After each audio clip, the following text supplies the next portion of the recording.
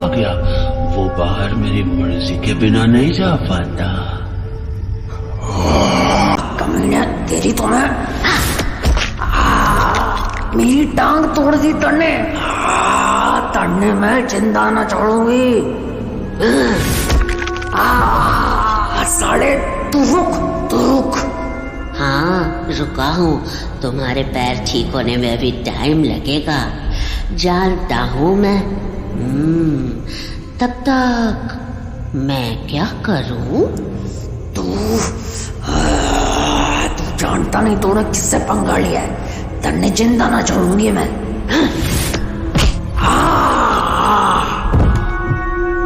टूट गया ना पैर फिर से? बोला था ना, इस हवेली से मेरी इजाजत के बिना कोई नहीं जा सकता। कौन है तू? क्या चाहता है? क्यों कर रहा है ऐसा हमारे साथ? घबराओ मत रानी, तुम एक बहुत बड़े जश्न का हिस्सा होने वाली हो। आज रात इस हवेली में सब होंगे, मेरी सारी पलटन, और तब तुम्हें तुम्हारे सारे सवालों के जवाब मिल जाएंगे। क्या करूं मैं?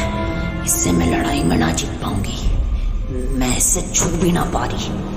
आखिरी रास्ता यही है कि मैं यहाँ से भाग जाऊं। इससे अभी भी लग रहा है कि हमारा पैर टूटा हुआ है, पर मैं उस बात का फायदा उठा के यहाँ से भाग सकती हूँ। हाँ, ये ठीक रहेगा। कितनी शानदार महफिल होगी, कितना शानदार नजारा होगा जब मेरी पलटन यहाँ होगी और रानी हमारे जश्न का हिस्सा बनेगी। बस यही मौका है भागने का।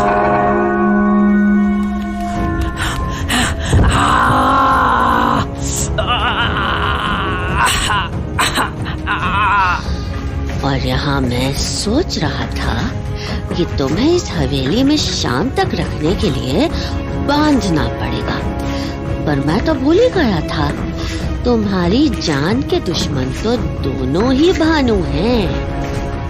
एक जो तुम्हारे सामने खड़ा है और एक जो आसमान में चमकता है। क्यों? भानु मतलब सूरज होता है ना, तो अंदर भी भानु, बाहर भी भानु।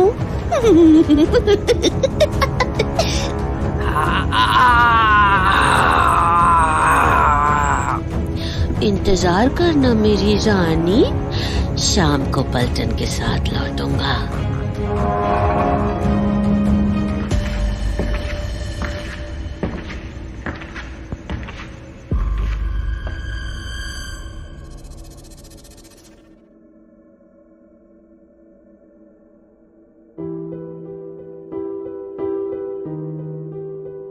पिछली रात जब रानी ने भानु से उसके घर चलने के लिए कहा तो वो बड़ी आसानी से मान गया, पर तब रानी ने सोचा भी नहीं था कि ये सब भानु की सोची समझी साजिश का हिस्सा था। जब वो लोग जंगल से होकर जा रहे थे तो भानु जान गया था कि रुद्र उन लोगों का पीछा कर रहा है, इसलिए उसने भूरी को रुद्र का ध्यान बटाने का इशारा किया और भूरी ने अपने काम को बखूबी अंजाम दिया। तो अब रानी फंस चुकी थी और रुद्र को अंदाजा भी नहीं था कि रानी कितनी बड़ी मुसीबत में है, क्योंकि भानु रानी को काली हवेली में छोड़कर शाम के जश्न के लिए अपनी पलटन को बुलाने के लिए निकल गया था, जिसके बाद वो भूरी को लेने के लिए उसी झोपड़ी में जा पहुंचा जहां से यह सारा खेल शुरू हुआ था।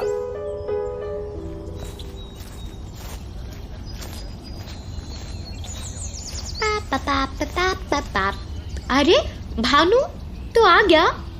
मुझे लगा ही था तुम यहाँ मिलोगी भूरी। हाँ बिल्कुल, रानी को महल पहुँचने के बाद तुम मुझे ढूंढने आओगे, इसलिए मैं झोपड़ी में ही बैठी रही।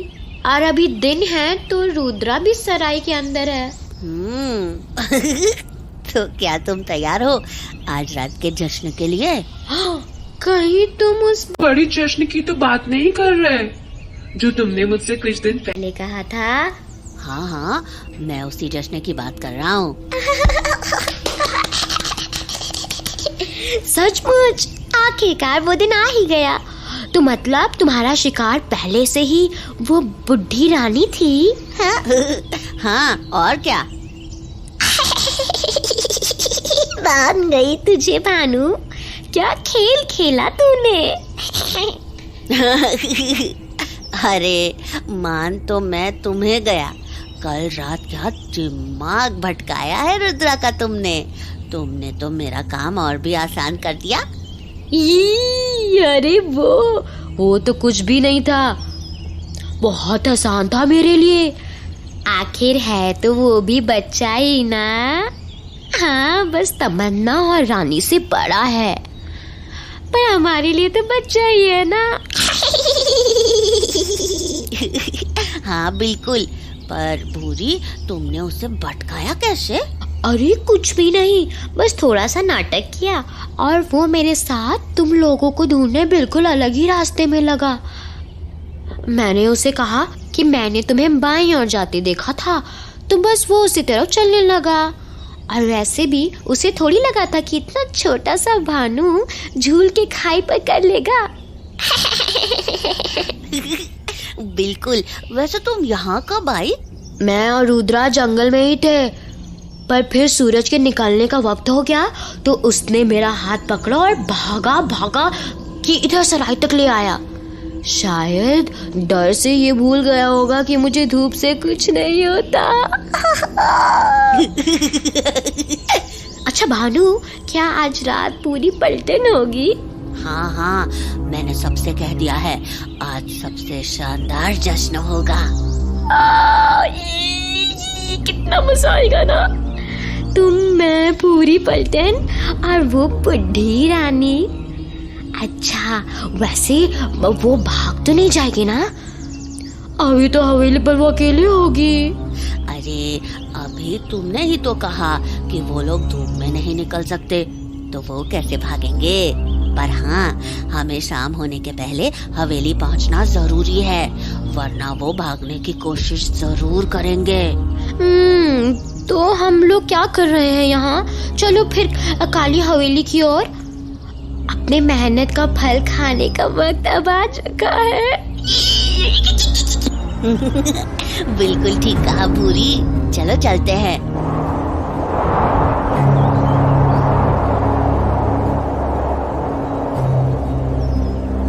तो झोपड़ी से निकलकर भानु और भूरी शाम ढलने से पहले ही काली हवेली में पहुंच गए, जहां भानु शाम के जश्न के लिए रानी को छोड़ आया था। अरे रानी, कहाँ हो तुम? अच्छा वहीं गिरी हुई हो। अभी तक तुम्हारे पैर ठीक नहीं हुए क्या? नहीं, हमारी रानी बूढ़ी है ना, तो बेचारी थक गई होगी। छोरे, एक बार सूरज ढल जाने दे, उसके बाद तो मैं यहाँ से कैसे भी करके निकल ही जाऊंगी, समझा? कैसे निकलोगी? मुझसे लड़के? पर भूरी का क्या?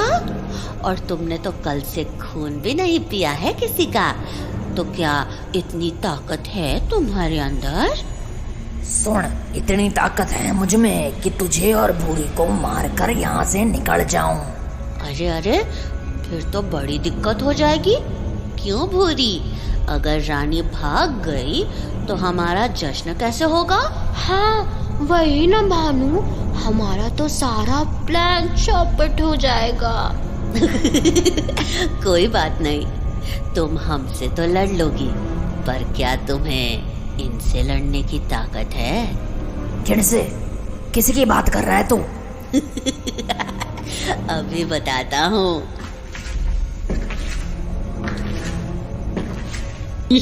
ध्यान से देखना रानी, मजा तो अब शुरू होगा। अरे पलटन, जरा हमारी रानी को अपने होने का एहसास तो कराओ।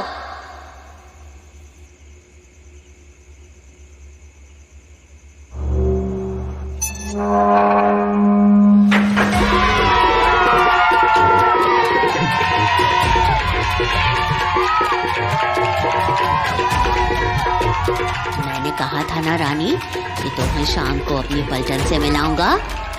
ये है मेरी पलटन।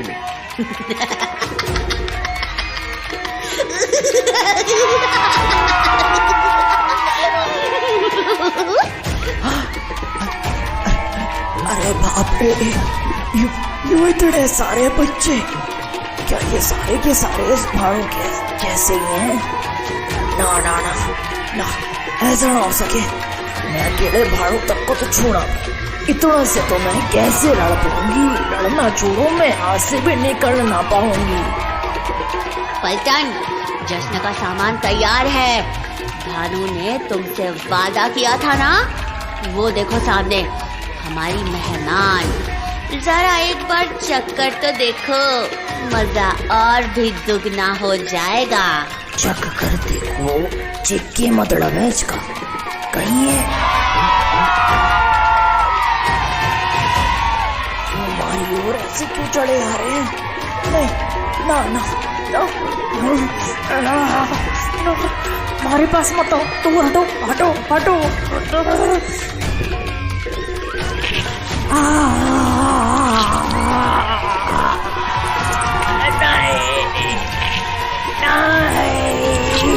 मने बख्श दो,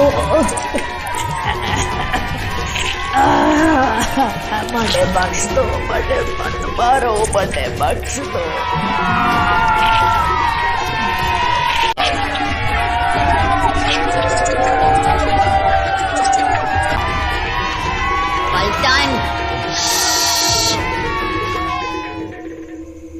अभी अभी जो तुमने उस रानी के हाथ का हिस्सा नोच खाया है, वो देखो, वो हिस्सा फिर से अपनी जगह पर आ चुका है। इसका मतलब समझे?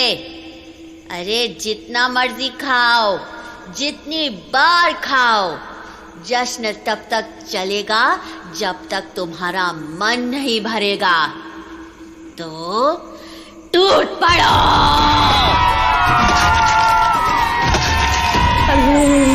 बड़े छोड़ दो, बड़े छोड़ दो।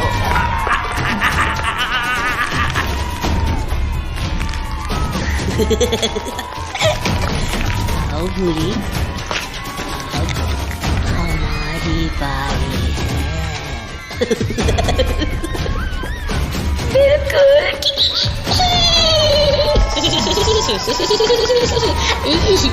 मजा आएगा।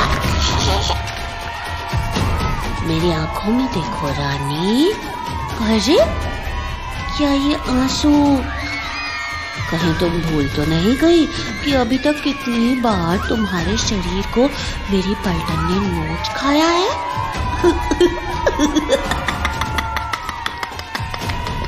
अच्छा भानु, तुम्हें नहीं लगता इसका शरीर ठीक होने में पहले से थोड़ा ज्यादा वक्त ले रहा है?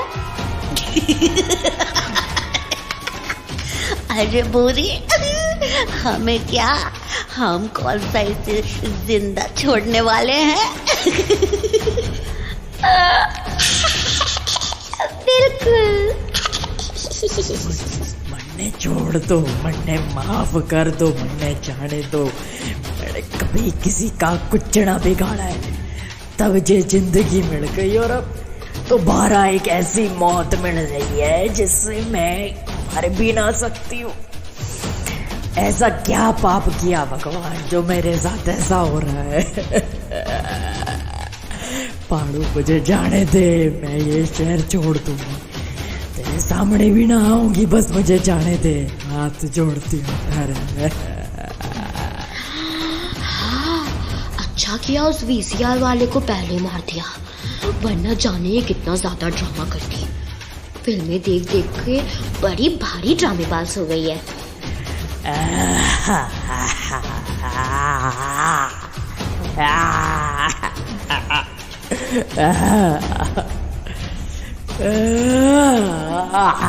अरे रानी, अब तुम्हारा ड्रामा खत्म हो गया हो तो मैं जरा अपनी पेट पूजा कर लूं।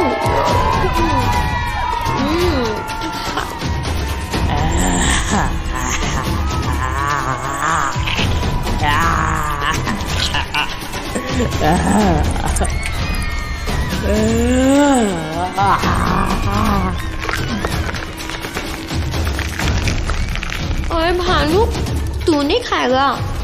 तू अपना मन भर ले भूरी, मुझे ऐसे बूढ़े मांस में कोई मजा नहीं आता। तो फिर तू जरा सा भी जश्न नहीं मनाएगा? हाँ मनाऊंगा ना, जश्न गान मैं ही करूंगा। और वो कैसे करेगा तू?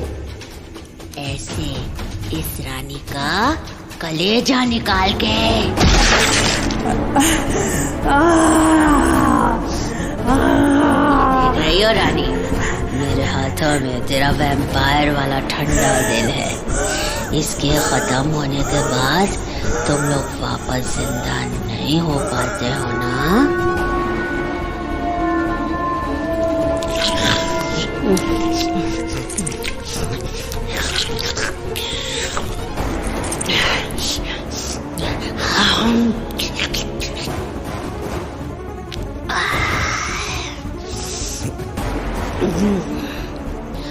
अब तो अपने आप ही जल के राख हो जाएगी। देख देख, धुआं भी उठने लगा तेरे से।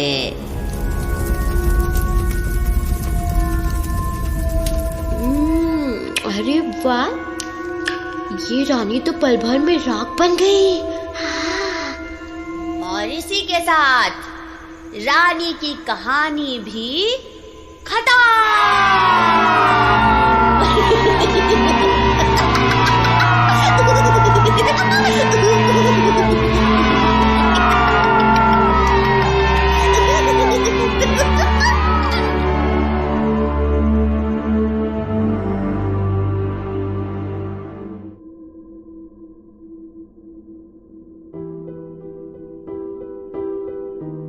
अभी कुछ ही दिन पहले भानु ने अपनी पलटन से एक जबरदस्त जश्न का वादा किया था और उसने जश्न का वो वादा पूरा भी किया। वो जश्न जिसमें रानी को ऐसी दर्दनाक मौत मिली जैसी आज तक किसी ने सोची भी ना हो।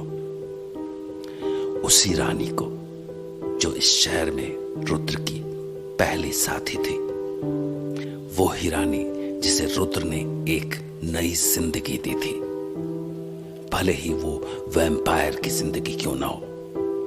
तो जश्न खत्म होने के बाद भानु और भूरी काली हवेली से निकलकर राजसमंद की ओर बढ़ गए। मगर ताज्जुब इस बात का था कि अपनी इस यात्रा में भानु इतनी जल्दी में था जैसे कोई उसका पीछा कर रहा हो।